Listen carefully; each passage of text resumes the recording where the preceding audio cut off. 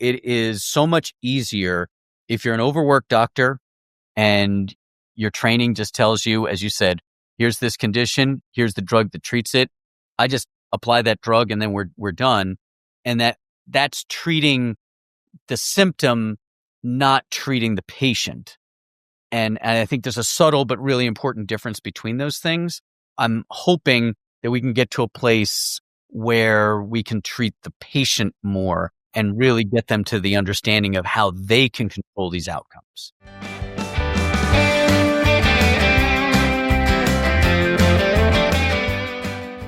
Hi, everybody. It's really nice to be back here with you again.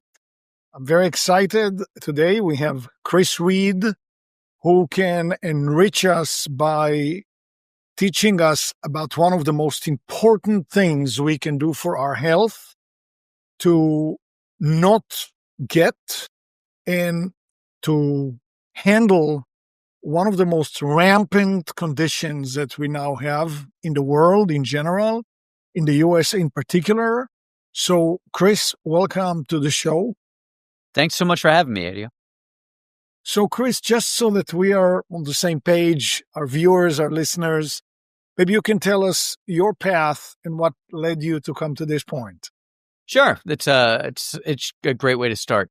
So for me, the whole journey to writing my book, and it started in 2017 with just kind of randomly the way things work out in life. It was a botched life insurance renewal that really changed my life of all the things that could change it. I had a standard life insurance physical thing like you do when you get life insurance. And my agent switched companies and the renewal got screwed up. And so a year later, I had to do a second round because it never got renewed. And so then I had to go to the second thing. When I did the second one, my sugar had gone from pretty much normal. In fact, all my stuff was normal to an A1C, which is the average amount of blood sugar in your blood at any given moment in a month. And so call it 5.7 or lower is normal. And call it 7 or higher is prediabetes and diabetes, right? And I was at 9.1 that morning, which is very, very high. And I thought it was a mistake. I thought it was, I did a whole lot of explaining away why this was. And I went to a doctor and she said, well, so here's a prescription for metformin. And that doesn't work. We'll get you on some insulin. We'll go from there. And I was like, oh my God, what? And because I'd always been a really healthy person, I was like, well, I'm not diabetic. She's like, well, let's treat it like you are. And she's like, this is a progressive, incurable disease. You will have it the rest of your life. And I was very unhappy with hearing that, to say the least. And I'm sure many people who have had that happen. For me, it was just a big shock because most people, they get this whole thing, it's, Adio, your sugar's just a little high. You should probably cut back a little bit, and that goes on for a few years. Your sugar gets a little higher, and finally you kind of tip over into diabetes. In my case, it went from normal to completely elevated. And so I did a lot of research and I did a lot of experimenting on myself and tried different things and ultimately discovered what I describe in my book, which is a way to live without drugs that gets rid of type 2 diabetes. And I hate using the word cure because I don't think that's an appropriate word in this case. So I would say put it in remission or beat it, however you want to look. But yeah, so for me, it was a botched life insurance renewal. I see. Well, we are going to learn all about it, but it's interesting that just yesterday I was driving and listening to, and I forget his name, you may know his name. He was Ben Carson. Oh, yeah. Dr. Ben Carson. Yep. Ran for president a number of years ago. Yeah. Ran for president. I believe he was the secretary of HUD. Yes, I think that's right. In one administration. And now he's back, I think, with the health department. And so he was talking, and one of the things he said right off the bat that kind of got my ears perked, and I want to see what you say about this. He simply said, I have a friend who had type 2 diabetes, and he recently went to Italy And in 2 months, just living in Italy, his diabetes was, again, as you say, in remission or gone. You know what I mean? And basically what he was trying to say is that, in Italy, the percentage of highly processed food, when I think of Italy, I think about pasta, actually. But what do you make of that statement by Ben Carson? To be honest, I don't think you need to go to Italy to do that. I think you can do that at your grocery store. And the Italian grocery store or any no, just a regular old Safeway, any man. store. But I would say, yes, I love Italy. I've traveled there a few times, and it is notable whenever I've been there how much more what I would call natural food they serve. There's very little, as you said, highly processed food, certainly a lot less than Americans get. And they do focus on a few things that I think are in my book and are spot on. And the science has now kind of shown what this is. There's a lot of so the big thing for me is soluble fiber. That is the change that I made in my life that makes the difference. And if you take nothing away from this podcast, it's that soluble fiber can defeat type 2 diabetes, full stop. And the big difference in that is there's a lot of beans. There's a lot of natural vegetables that are cooked in Italian food. So I think you end up with a lot of that. They also pace their food in a way that Americans do not. And then lastly, and this is one that's only been scientifically examined this past year, taking a stroll after dinner, which is an Italian staple. Every Italian does that after dinner. They get up and they stroll around. For them, they're very obsessed with digestion, as you know. So they're like, everything's for a good digestion. But it also happens to knock your blood sugar down by a substantial percentage. Low density exercise, just walking.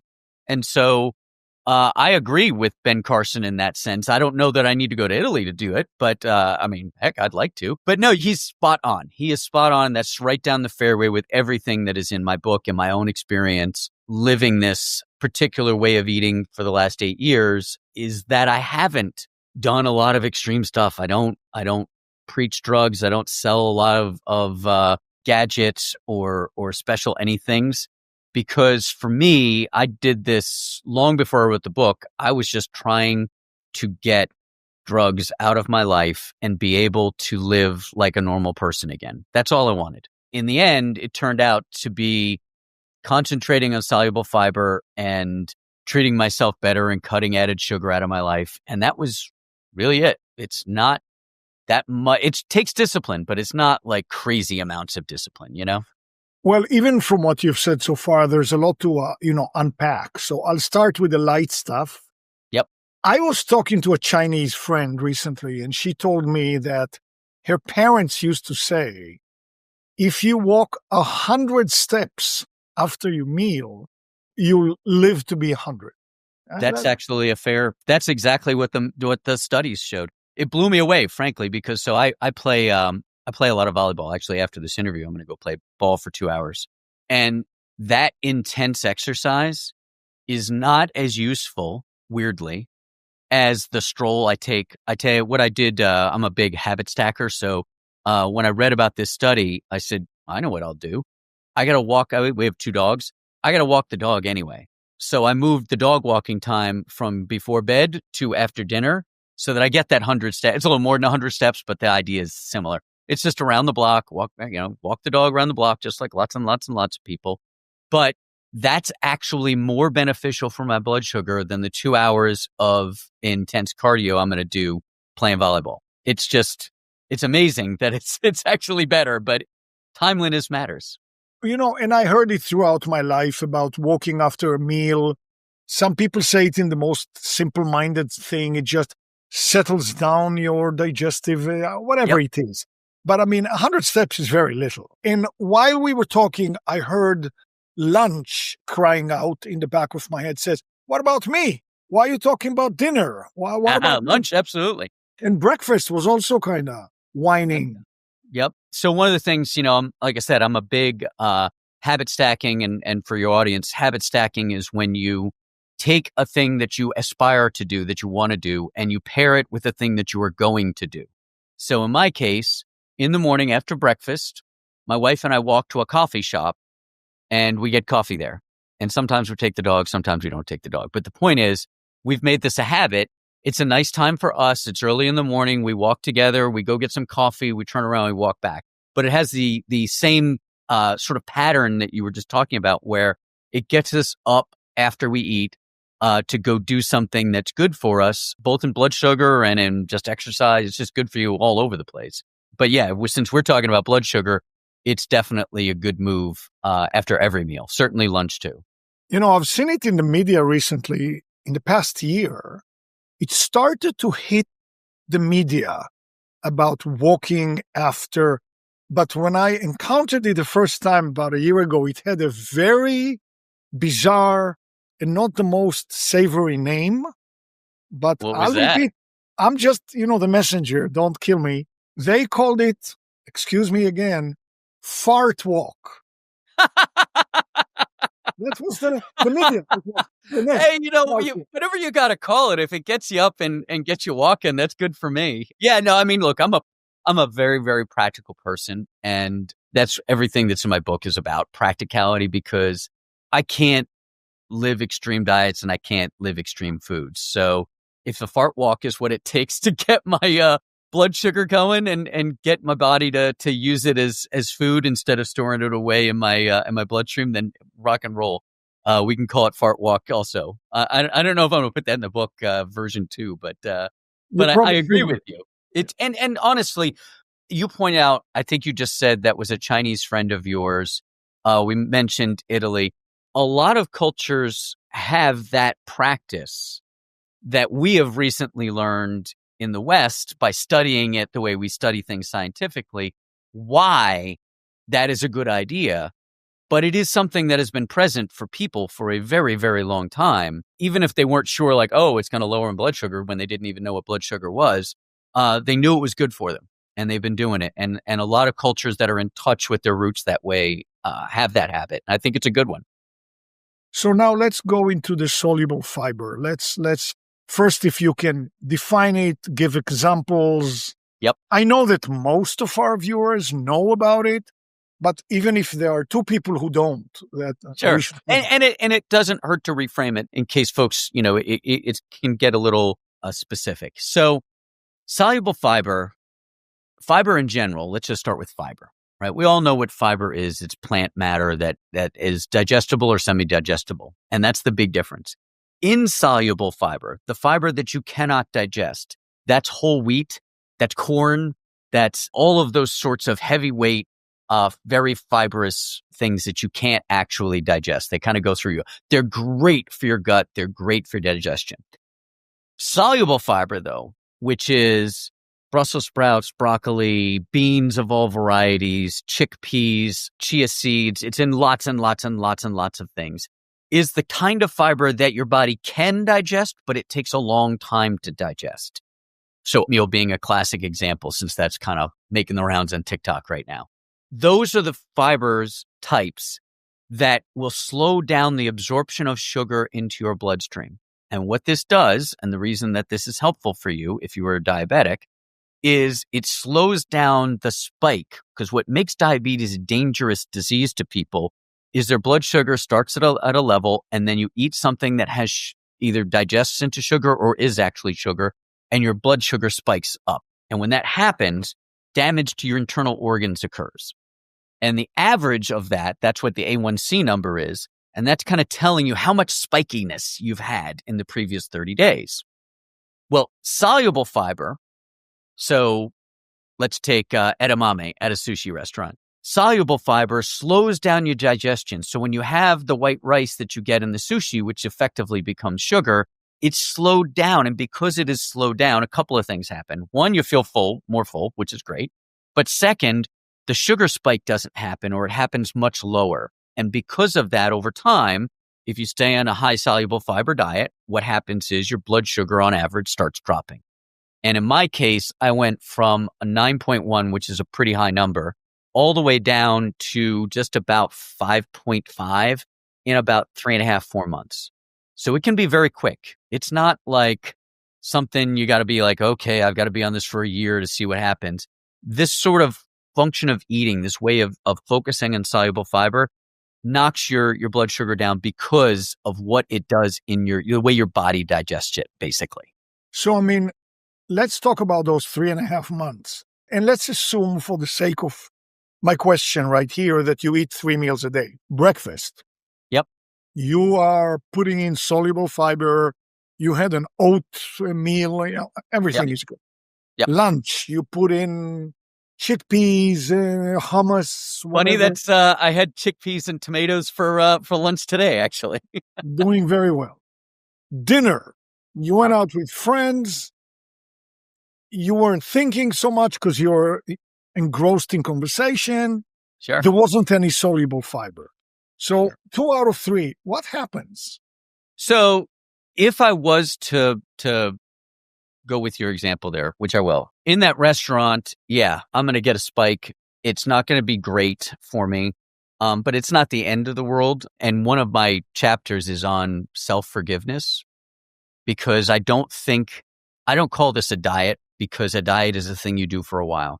The way I eat, I've been eating this way for 8 years, and I'll probably eat this way for the rest of my life. And it's a background noise now. I don't even notice. It takes no effort. But if I did, a better example for me in my life, because I live in New Orleans, and New Orleans is a very sugar-filled society. If it was Mardi Gras and there's king cakes all over the place when I go to somebody's house, and I'm like, oh yeah, I'm totally having some of that, right? So if I have that, I've got to get to the other side of that and forgive myself for falling off the wagon a little bit. And if I don't, then I'm just going to end up feeling terrible the whole time, and I'm probably going to drop this. But what I would argue is, unless you're at McDonald's, I have yet, and this is what I do on my Instagram feed, I go to different restaurants around town here, and I take their menu and I show people what I eat on that menu. And I have yet to find a restaurant in New Orleans that I can't eat at and find soluble fiber on the menu. So, well, it is true. So I was just, my daughter's in college, and we just did Parents' Weekend. And because it was Parents' Weekend, we're being a little indulgent. I had dessert, all of that kind of stuff. But even there, when I'm being indulgent, I did see the soluble fiber on the menu, and I did eat it. And that helped me out when I did decide to have the Chantilly lace cake at the restaurant the other night. So yes, if you do fall off the wagon, it's not the end of the world, because it's a system. What you're trying to do, in my way of what I wrote about and the way I live my life, is it's a system that means I'm prioritizing soluble fiber, and I'm de-emphasizing added sugar as much as I possibly can. And if I sometimes screw up, or I sometimes indulge, or whatever, I got to forgive myself for that and move on. Because if I don't, I'm miserable. Well, in New Orleans, you have a couple of sports teams.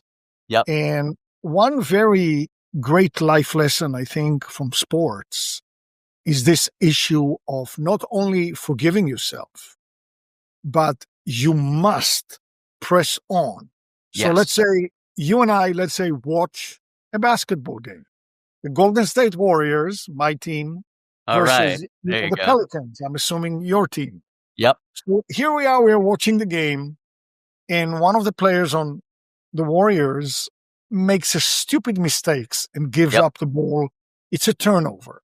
And the turnover becomes a basket. And I, as the viewer, I'm already frustrated, harking back to the last few seconds in regret and asking what would happen if they hadn't done it. They would be up 3 instead of down 2. Yep. The player doesn't have that luxury. Has to The forget. player, if they want to perform at the level that they need to, they must not only, forgive themselves. They must forget about it. Yep. Never happened. Never happened. Reset and starts at 0. That's a great analogy to what you were saying. I think that's spot on. And I hadn't thought of it to term it in terms of sports, but I play a lot of sports, and I totally agree. If you're a basketball player or a football player, or in my case, a volleyball player, if I spent the game, it's actually, you can think about this way. He just gave this famous, Federer just gave this famous commencement speech. I want to say it was for Brown or somewhere like that. But anyway, he says this great thing. And this is arguably, certainly in the top 2 or 3 players who have ever played this game. And he says, do you know how many points I've won on my career? 54%. meaning he lost almost half of all the points he ever played. And if he tortured himself over the half that he was losing, he'd never be a guy who would give a commencement speech at Brown, right? He would be a nobody. And so your point on that is really well taken. And I do it in my own life, which is Mardi Gras is going to come around in February. When it does, I know that I am going to be a big wimp on occasion and just go to town on some king cake. I know that's going to happen. Knowing that, a couple of things that I do, and it's going to sound silly, but it's just like a sports game. I prep ahead of time. If I'm going to my buddy's house for the parades, I am going to have my chickpeas and tomatoes for lunch, so I'm not hungry. So when I get there, if I do have some king cake, I'm going to have a little bit of king cake. It's not that big a deal. And I'm going to, as you said, I'm going to forget about it, and I'm going to enjoy my time, and then I'm going to go back home, and I'm going to, it's a system. And as long as I stick with that system, and that's what basketball players are really good about this, or soccer players, you stay to that system and you work that system. And if you work that system over time, those plays will start falling your way. And I think this is the same thing, which is I don't have to test my blood sugar every day, not for years now, because it's automatic. The system just keeps me in line. As long as I stay in the system, just for fun and just to make sure that I'm not missing anything stupid, once a quarter, I'll take an A1C test just to tell myself, hey, I just did one the other day.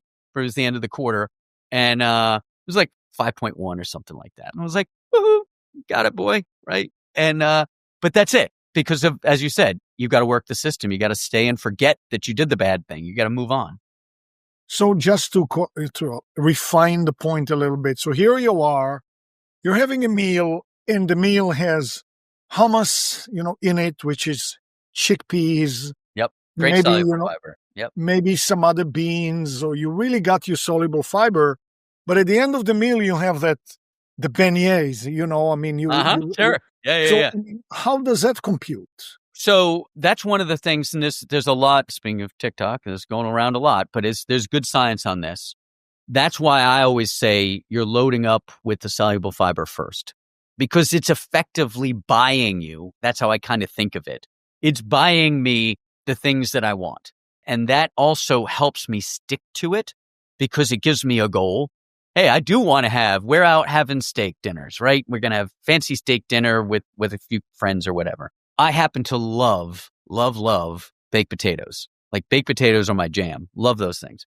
But they're also a big old source of sugar. So, because potato starch turns into sugar when you digest it. So what I'm going to do is I'm going to order a big old side of broccoli.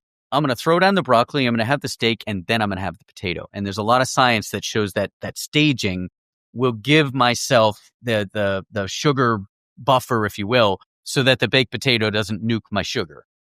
And so I do think about it that way.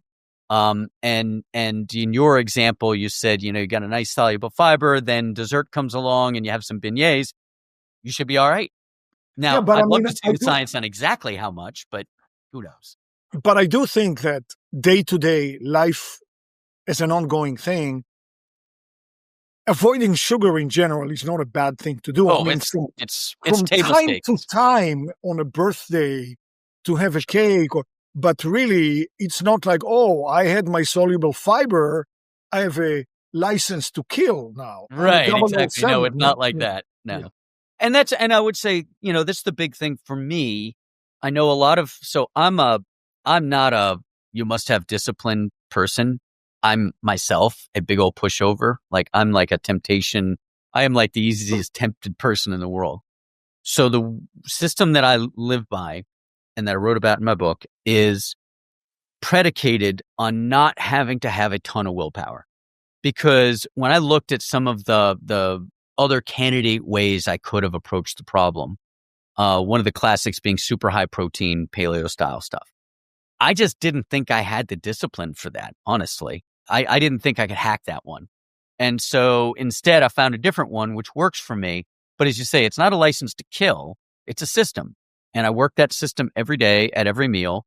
And it's so much a part of my life that, like I said, it blends into the background now that I don't even notice. And that, I think, is what people want. It's certainly what I wanted, which was something that I could just live with and be a normal person. I didn't want to have to order weird food at the restaurant. I wanted to be the guy who just, like I said, I have one of my coworkers, she's our head of sales. And when my book came out, she said, I read your book and I've had like 100 meals with you and I never noticed you eating differently once. She's like, I noticed you eat healthy, but I didn't notice you doing any of this stuff. I said, Valerie, that's exactly the point, is that this is a me thing, not a us world thing. And so I wanted it to blend into a background that I knew about, but it didn't need to bother anybody else with.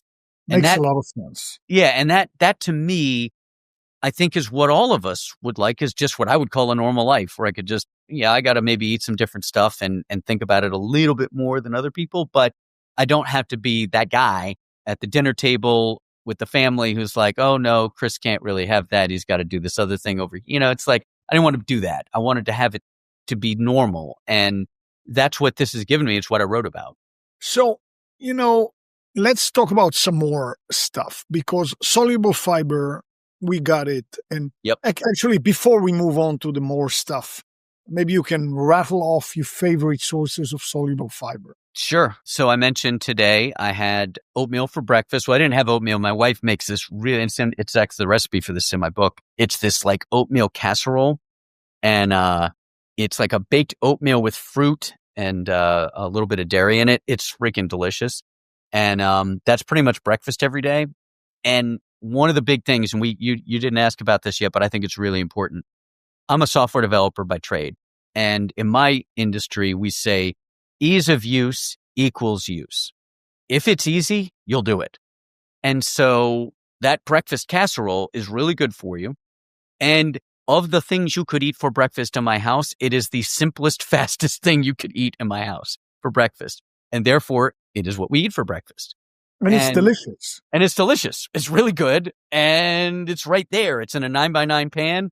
Whenever we run out of one, we make a new one. And, it takes like 30 minutes. It's not a big deal. And that gives us the simple, quick, easy, go, sort of thing that I can just do and walk out the door. One of the other meals, which I had for lunch, and this is probably my favorite. So oatmeal's a big one for me, especially that oatmeal casserole is freaking delicious.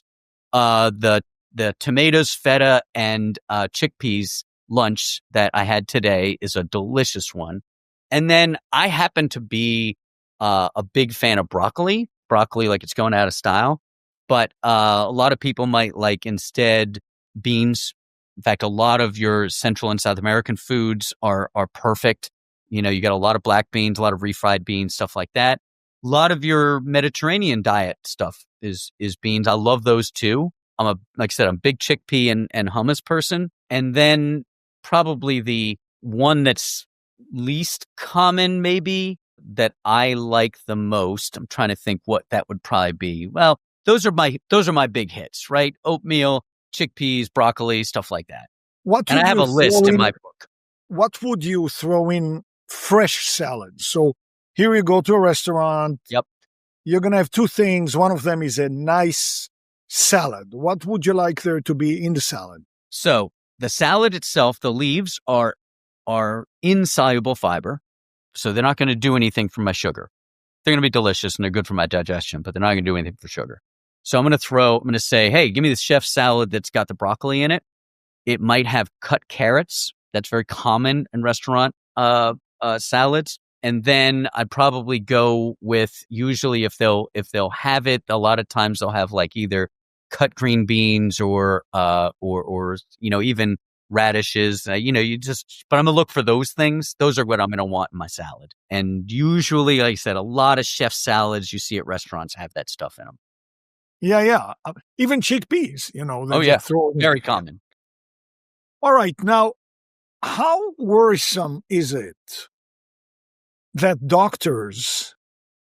many doctors, not all, still have the belief that's a little bit old now, that the minute you are declared type 2 diabetic, you're forever, that's it. It's a life sentence. What do you make of that? That to me is, I understand the doctor that I first went to. I understand why she said what she said, because yes, that's some of the training, but also most people, if most doctors, so if you're a primary care physician in the United States, you're seeing 40 patients a day plus. So she had 10 minutes with me. She's probably not going to see me for another 6 months to a year. And she's like, well, what can I do for this guy that's going to do it fast and get it clean? Here, have some metformin, kid. Call me later. And so I get that. But you are correct. I wish, and I think it's starting to be the case, that people are realizing that diabetes, type 2 diabetes, not type 1, but type 2 diabetes is a very beatable condition. And it is a condition that can be changed without drugs. And that is becoming part of the understanding of the mainstream. I'm glad, because when I first started writing this book, that wasn't as much. It was just starting, people just starting to talk about that. And now I think there's a more receptive idea. But she is correct in that most people who go to the doctor and say, I'm going to beat this without drugs, and this is why I wrote a book, don't have a plan. They don't have a clue as to what they need to do in order to beat that. So they just say, all right, I'm going to stop putting sugar in my coffee, and I'm going to stop having dessert, and blah, blah, blah, and that's going to do it. And it's like, you're going to have to do a little more than that. But most doctors in America don't get to see the patient long enough to have that discussion. And so that's a problem. Also the drug bias. I mean, so much easier. Sometimes from stories of doctors about medical school, I feel like maybe medical school has become like an Excel spreadsheet. Yes. The condition, the drug. The condition, the drug. So that's the expectation. You come in with the condition. Let's look at my Excel. Metformin here. That's what I'm going to give you. Go away. I have another patient. Yep. And I would say that's very accurate. I think that's true. And I think it is because, I mean, I was just reading an Agatha Christie novel last night before bed, and it's right in there. She's talking about Americans and their pills. And, Americans love take a pill, problem solved, right? And we love that in this country. And it's not the right answer a lot of the time. Some of the time it is. And for some of the time that it is, it's really important.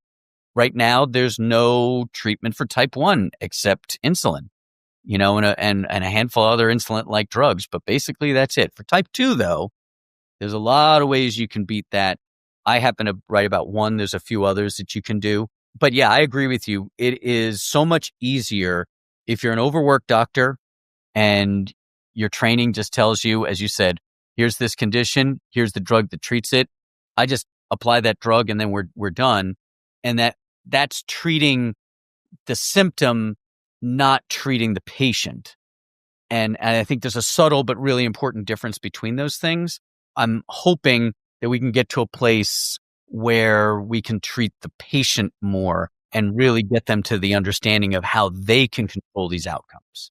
Well, the mindset about taking a pill and it takes care of everything that you have is the get rich quick mentality also. Same get thing. Rich quick has been the American fantasy forever from the very beginning. And this is kind of like the get rich quick in terms of your body. Take a pill. That's all you have to work.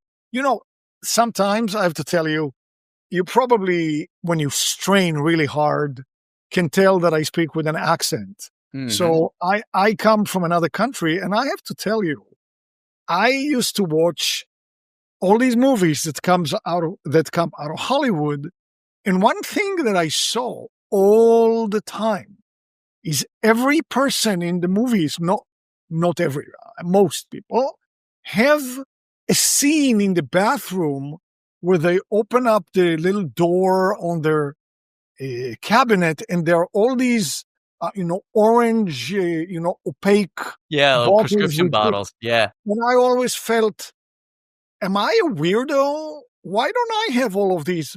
A million pills that they take all the time, Yeah. It is true. And I was heading down that path. If I hadn't changed my life in 2017, that's where I would be right now. I would open the medicine cabinet and I would have a giant pile of pills in front of me. And I didn't, that's what I agree with you 100%. That is That is the traditional way that we handle things in America. And one of the things that we can do better, for sure, is treating ourselves with exercise, with diet, with attention to your own body.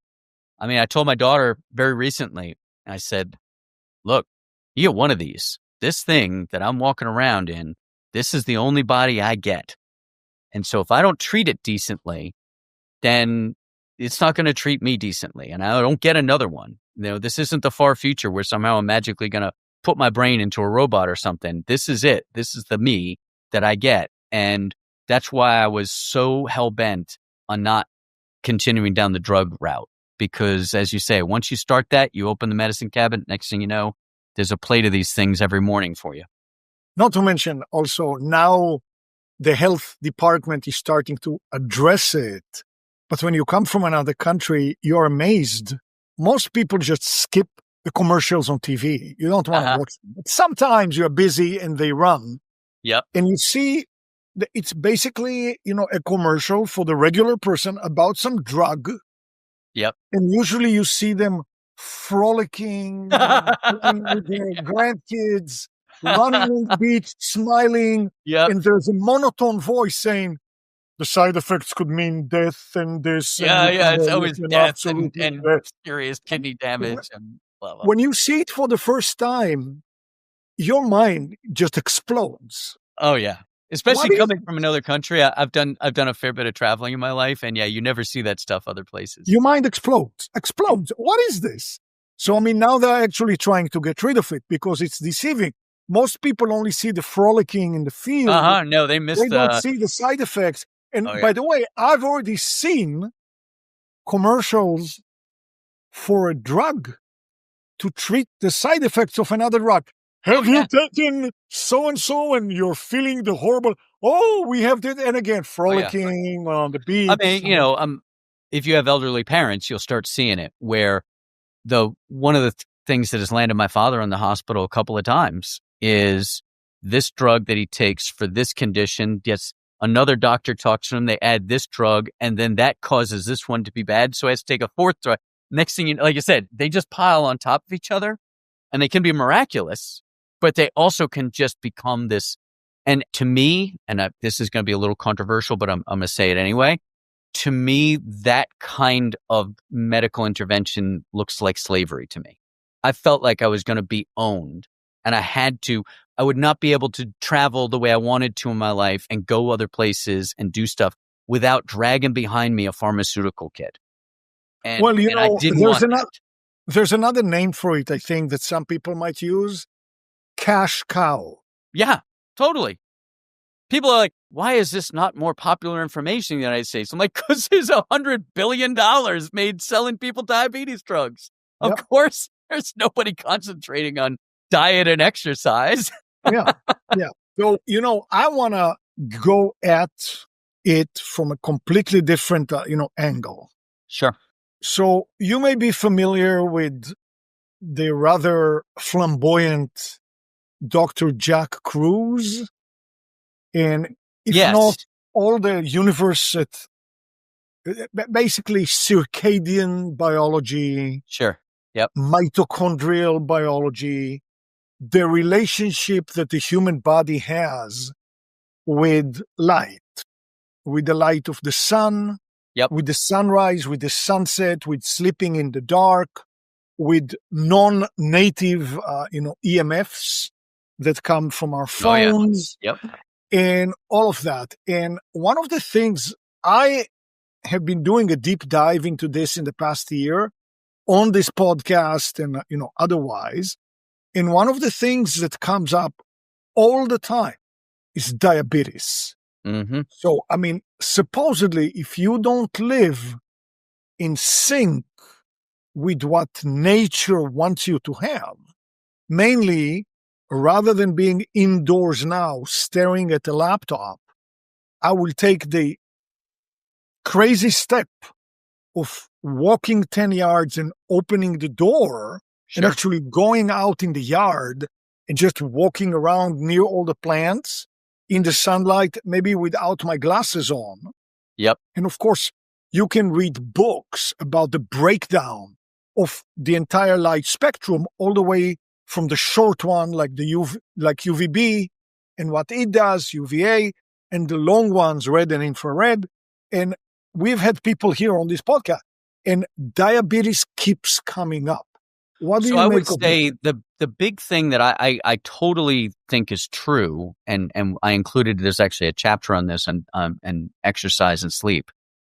There's a couple of things that the science says are going to mess with your blood sugar.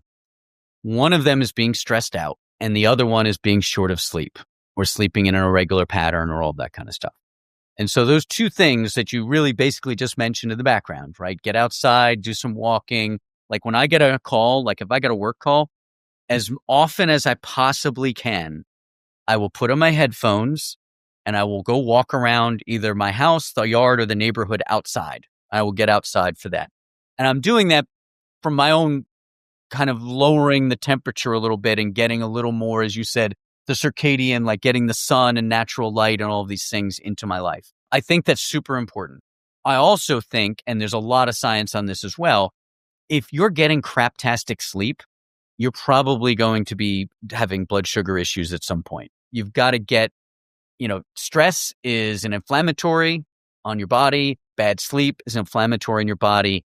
There's a lot of arguments that a lot of your diseases that plague us in the modern world are inflammatory related. So that nothing that you said there. I mean, I don't think just walking outside and getting more light is going to solve my blood sugar problem, but I think it will help for sure.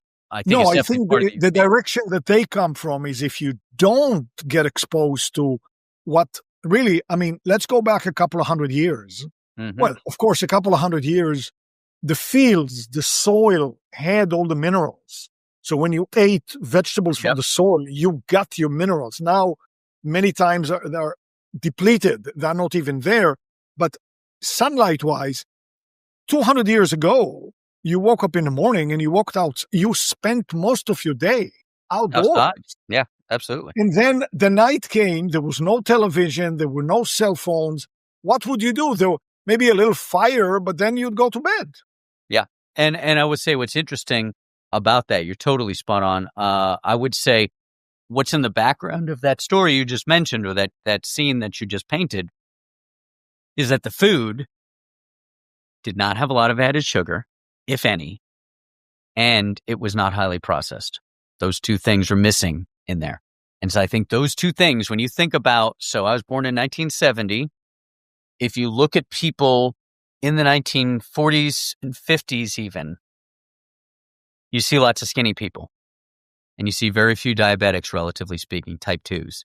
As you go along in my lifetime, you start seeing more and more of that stuff, but you also see in the background lots and lots and lots of processed food and tons and tons and tons of added sugar.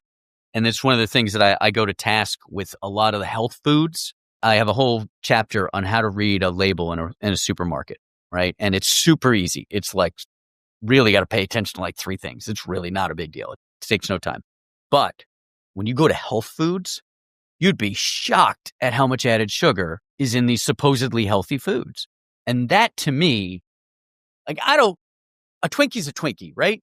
You look at a Twinkie, you know what an Oreo is, you go, all right, there's no artifice here. There is no selling me a whole load of crap. This is a sugary sweet treat that is shelf stable till the end of time. And there's nobody playing games about what that is. When I go to the health food aisle and I see 15, 19 grams of added sugar per serving, and you're like, dude, that's 6 packets of sugar added to this stuff. You're going, this is in the health food aisle? And that's the part that gets me mad, because that's a product being sold to people who are trying to do the right things by themselves and in fact is screwing them over.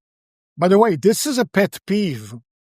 I had a scientist on this show a few years back, and he was talking about a very useful product. Not going to the details because it's going to become... They sell a lozenge that really makes a difference. So I was very excited and I bought the lozenge. When I took it, I was shocked. It was unbelievably sweet. And of course, because the assumption is people are not going to want to buy it. Not in this country, anyway, if it's not super sweet. I mean, my position is always, let me have it unsweetened completely. And if I want to add sweeteners, I can do it. Yep. But nobody trusts me they treat us like children. Correct. They say if it's not super duper. So that very useful product became unusable for me, at least. Let me have it unsweetened. I want to add sugar. I can bring a sack of sugar and pour it on. That's up to me. Exactly. It's very frustrating. But yeah, I mean, I agree. A lot of like even you see on the web, everybody tries to come up with the best protein bar. Oh, yeah. My bar is the best. Only natural ingredients, only this, only that. But then you read the reviews, and half of them talk about the taste. Oh, the taste, it's such a good taste. Why is it a good taste? Because it's sugary. Yeah, of course. Of course, absolutely.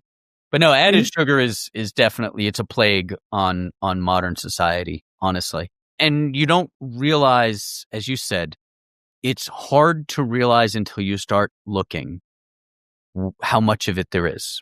When you start looking and your eyes are open to it, it's like, whoa, wow, it's everywhere, man. And that's where natural foods, I mean, I'm with that. Natural foods, you can add stuff to oatmeal to make it unhealthy, and they do.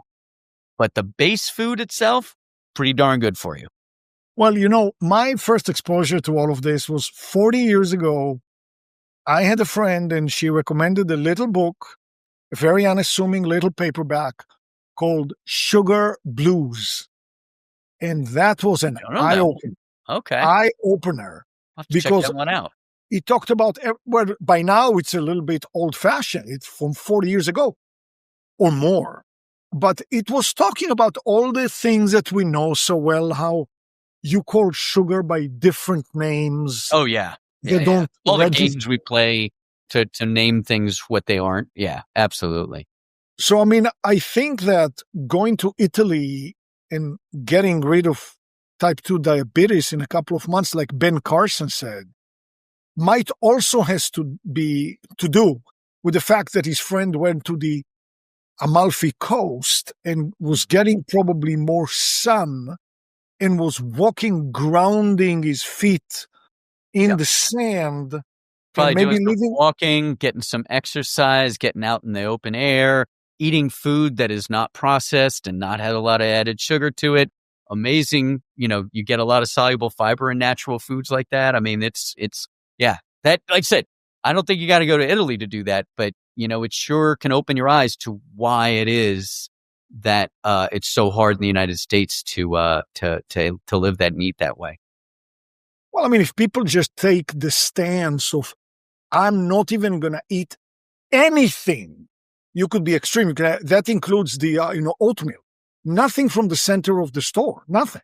Yeah. Only the periphery. Yep. Only fruits and veggies. Only. Yeah. No problem with that either.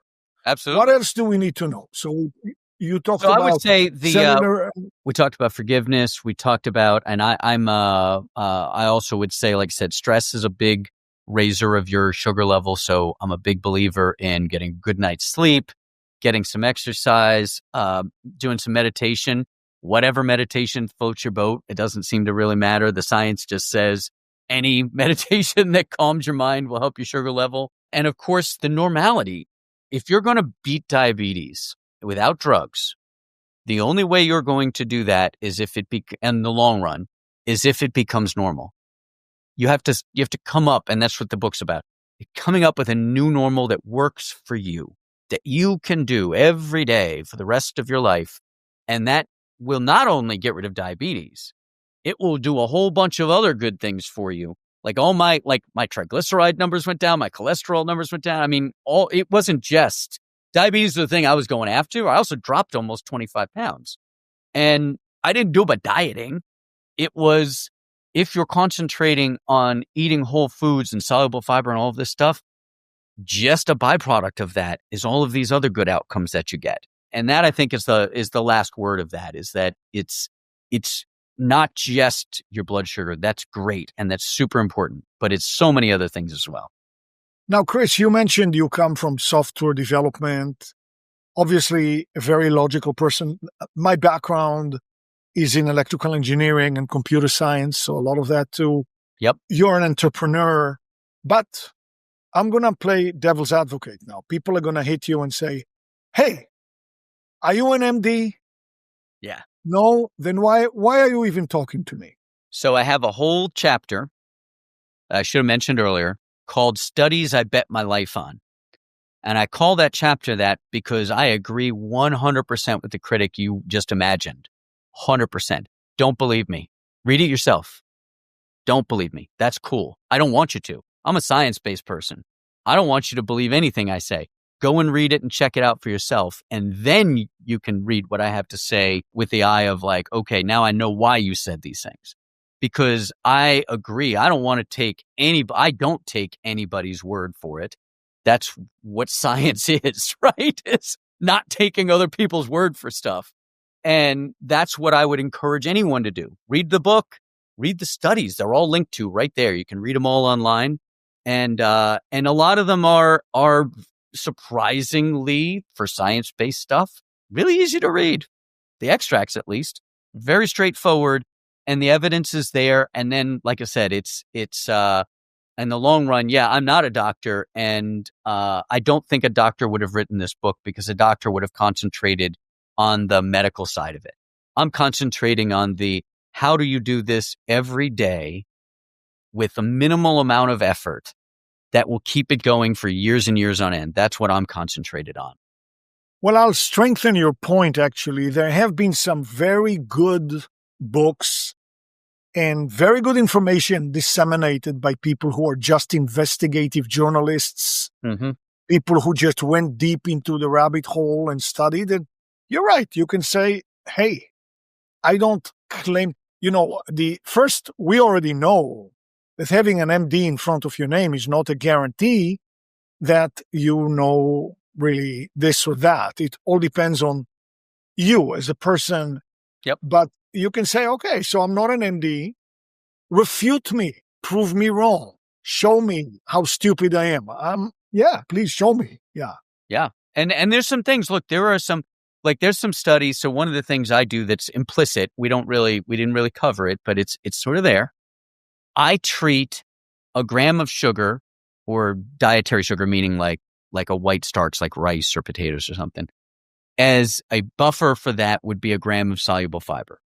That's how I do that math because, like I said, I'm practical. I got to live this way, so I do a 1-to-1. That's probably not the right number. I don't know if it's half a gram to a gram. I don't know that. I would welcome a study on it. It would make me so happy for them to be like, no, Chris, you don't know what you're talking about. It's actually 1 3/4 grams of soluble fiber is enough to offset a gram of sugar. Cool. I'm down with that. But again, that doesn't refute the point you just made, which is prove me wrong. That's great. Because if you do, you're only going to prove what's helping people out. And I'm down with that completely. So we talked about the cakes before and the ice cream. What do you think of wine and alcohol in general? So alcohol is an interesting case. So the biggest myth in diabetes, type 2 diabetes, is that alcohol metabolizes to sugar, and it does not. It is, in fact, the opposite that makes alcohol dangerous, which is alcohol takes up your liver's time processing it. And as a result, your sugar doesn't produce as much byproduct sugar. So actually what happens when you do drinking, especially if you do heavy drinking, you will lower your blood sugar. And this is why for type 1 diabetics, drinking is super dangerous. It's not because it raises their blood sugar, but because it drops it like a stone. And so red wine, if anything, it's going to do a little bit to lower your blood sugar. I would probably argue that a lot of red wine, just like a lot of bourbon or a lot of anything, is probably not good for you no matter what. And I love bourbon, so don't get me, I'm not like being Mr. Teetotaler here. But I think a little red wine is not going to hurt anybody. It's a lot of red wine or a lot of bourbon that's probably a bad idea. What about white wine? There's an interesting question on the science on this. There was all that resveratrol stuff that was studied at in 04, 05, 06. And people are talking about why the French don't have all these other diseases. I would also point out that the French also make lots of whole food in their cuisine and do lots of after dinner walking and all of that kind of stuff. So I think maybe that has something to do with it. But I would say, just to be all Ben Franklin, talk about Americans on it, moderation in everything except moderation. And I think white wines, I don't know the science on it, but I would imagine it's no worse than red wine. And probably, if anything, it's an alcohol. So it's definitely going to lower your blood sugar a little bit, at least in the short term. Okay, Chris, what's the name of your book? Beating Diabetes. And it's beatingdiabetes.us, which is also the Instagram handle, Beating Diabetes US. It is also the Facebook handle, and it is also the LinkedIn handle, which is Beating Diabetes US. To disseminate what you have learned, do you use those channels that you just mentioned in the book? Or do you do anything more? Do you work with people? What do you do? I don't work with people, but there's the book. There are podcasts like this. And then, like I said, on my Instagram, I do a weekly segment where I go to different restaurants. And I'm also going to start doing this in the food store as well. As you said, to dare to go to the middle of the food store and beard the dragon in its den and read the labels.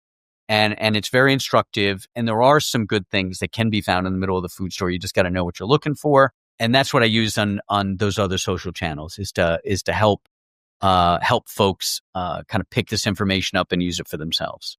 But if people want to find you, Beating Diabetes will be a good handle. Beatingdiabetes.us. That's the website. You can get to all of the other stuff from there.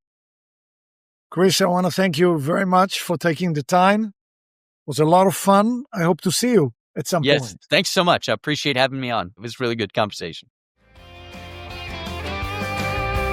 Thanks for joining me today. Click the subscribe button for more video. Got a question or comment? I love questions and comments. Leave yours below. And here's another video you've got to see.